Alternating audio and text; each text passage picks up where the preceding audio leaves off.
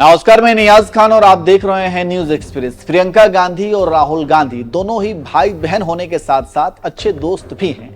हर मौके पर इनकी आपसी बॉन्डिंग देखने को मिल जाती है और दोनों ही भाई बहन एक दूसरे के लिए हमेशा खड़े नजर आते हैं। हालांकि प्रियंका और राहुल की बॉन्डिंग पर कुछ संकीर्ण मानसिकता के लोग अभद्र टिप्पणी भी करते हैं। खैर, इस खबर में हम आपको राजनीति से हटकर प्रियंका गांधी और राहुल गांधी के बचपन की कुछ तस्वीरें दिखाने वाले हैं और बताने वाले हैं कि जब दोनों ही छोटे थे और इनमें जब झगड़ा होता था तो कौन जीतता था।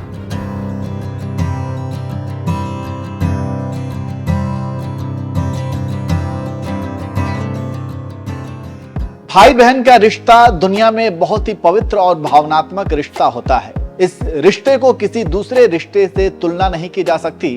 प्रियंका गांधी और राहुल गांधी का रिश्ता भी कुछ ऐसा ही है। दोनों आपस में भाई बहन तो हैं ही, लेकिन दोनों के बीच अक्सर जो बॉन्डिंग देखी जाती है वो काफी हसीन होती है। आज भी दोनों भाई बहन जब मिलते हैं तो आपस में बच्चे बन जाते हैं और बच्चों की तरह एक दूसरे को छेड़ते भी हैं।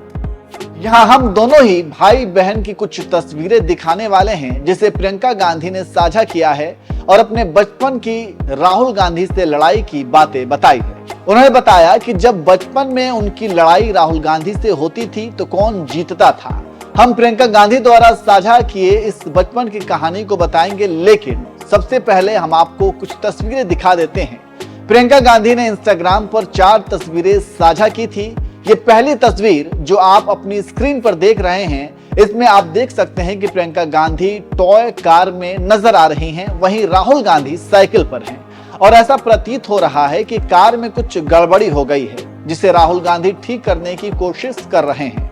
अब बात करते हैं दूसरी तस्वीर की। दूसरी तस्वीर में ऐसा लग रहा है कि प्रियंका गांधी किसी बात पर या फिर खेल खेल में गुस्सा हो गई हैं, जिसके बाद राहुल गांधी हाथ पकड़कर उन्हें मनाने की कोशिश कर रहे हैं। इसी तरह तीसरी तस्वीर में प्रियंका गांधी जमीन पर बैठी हैं और ऐसा मालूम होता है कि खेलते हुए उन्हें उनके पैर में चोट लग गई है, जिसे राहुल गांधी ठीक करने की कोशिश कर रहे हैं या फिर शायद राहुल गांधी प्रियंका गांधी के पैरों से मोजा उतार रहे हैं।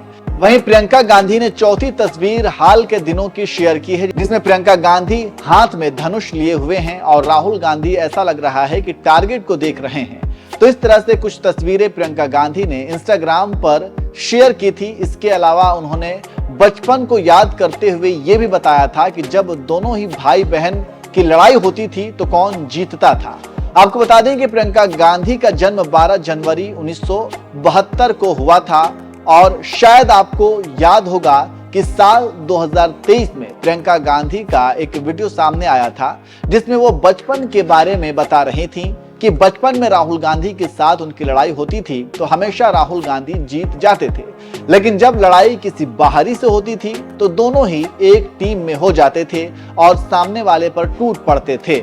तो इस तरह से प्रियंका गांधी ने अपने बचपन की बहुत सी बातें बताई थी। चलिए खबर के आखिर में हम आपको प्रियंका गांधी की एक वीडियो के साथ छोड़ जाते हैं। सुनिए उन्होंने अपने बचपन के बारे में और क्या क्या बातें बताई थी। पहली बार जब मैं अमेठी आई तो शायद मैं 10 साल की थी। मुझे याद है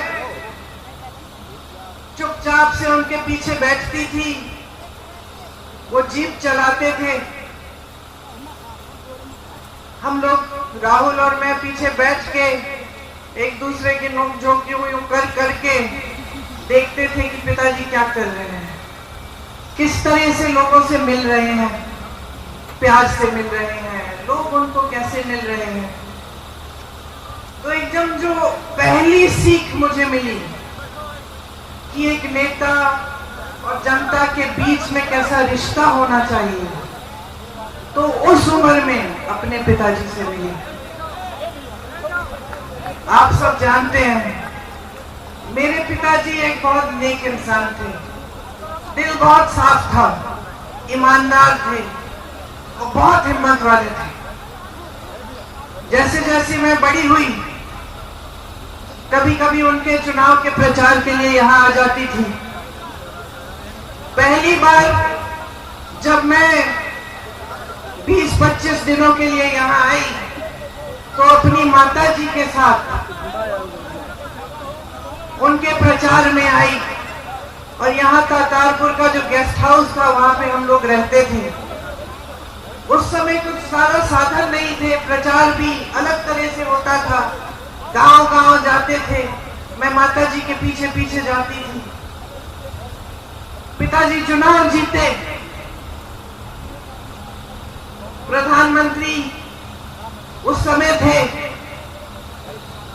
अमेठी के लिए जितने काम कर पाए उन्होंने किए। यहाँ पे बड़े बड़े उद्योग खोले, सड़कें बनाई। उस समय इंडिया मार्क 1 होता था, हर जगह इंडिया मार्क 1 लगवाया। जहाँ रास्ता नहीं था रास्ता बनवाया, जहाँ सड़क थी खड़िंजा लगवाया, खड़िंजे पे पक्का किया। बार बार आते थे, अपनी जीप में बैठ के गांव गांव जाते थे।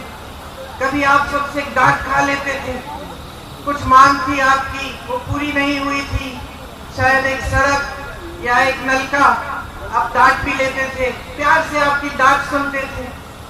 ये सब बातें मैंने देखी। कुछ समय बाद जब वो चुनाव, देश का जो चुनाव है वो हारे, यहां से तो जीते ही थे, तो उनके ऊपर काफी मतलब उनकी सुरक्षा की काफी ये संदेह था कि कोई कुछ करेगा उनको। उनकी माताजी की हत्या हो चुकी थी, हम सब ने बचपन में वो देखा था, वो क्षण देखा था।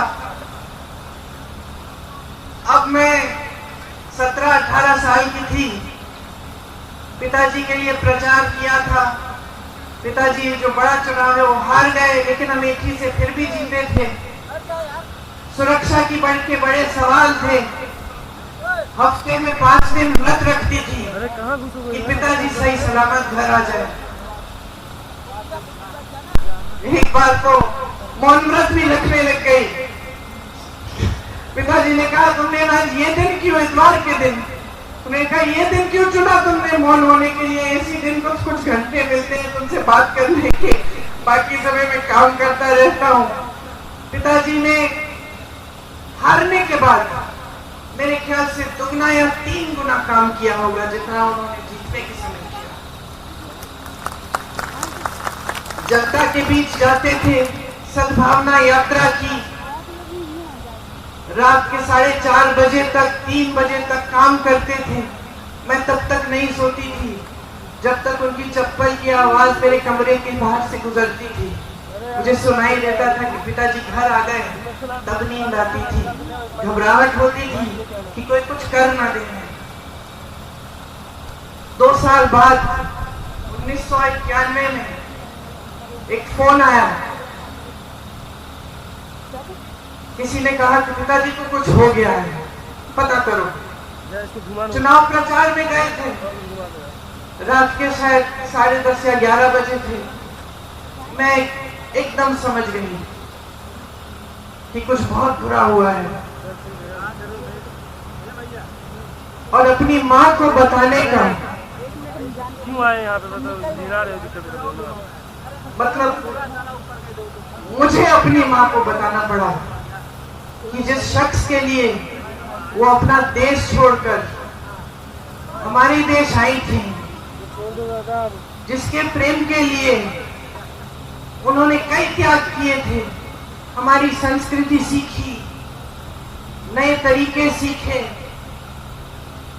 इंदिरा जी से हमारी भारतीय सभ्यता सीखी, वो खत्म हो गए हैं। मैं उनके कमरे में गई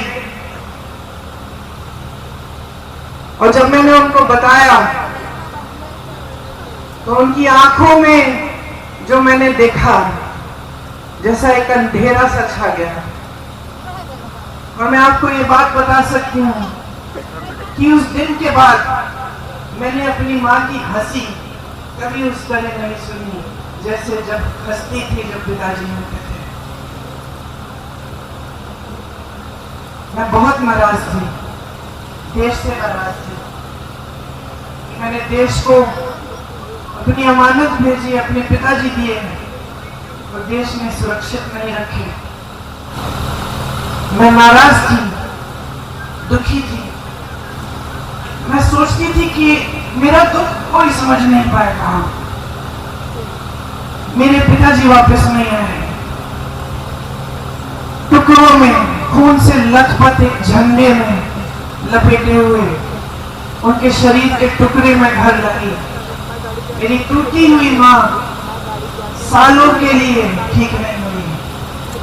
उन्होंने पहले ही इंदिरा जी की हत्या का सदमा देखा था, अब अपने पति को खो डाली।